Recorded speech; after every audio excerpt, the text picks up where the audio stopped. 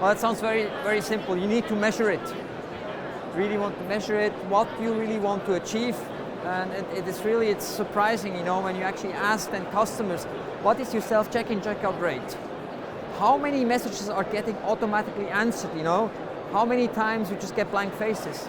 So you really need to basically measure basically the impact of your investment. I think that's what it starts with, and then I think really important, you can not only invest, on the guest side. I think if you really want to basically push the efficiency and get the most benefit out of it, you need to look at the employee side. So both needs to be in balance, and then I think then you can really, really also harvest the benefits of your investment. I think you have to be conscious of where do you really want to use the machine to answer a question or solve a task, and where you still want to be human. I'll give you an example.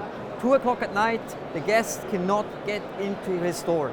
Then it's probably not a good idea of basically just have that basically solved by an AI, because that's the critical moment where you basically need to provide the guest with a resolution quickly.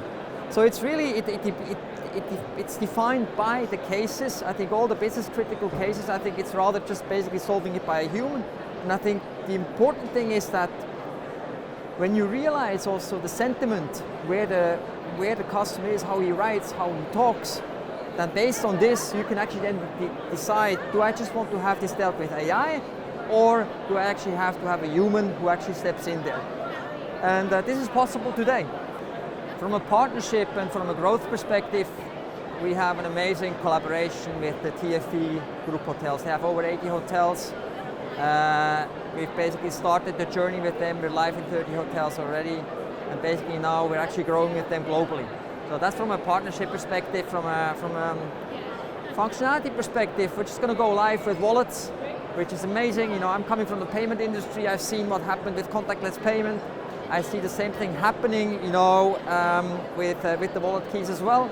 And then we're doing some really interesting things around like guest profiling and how this translates into real CRM data, and how you can really leverage your customer data.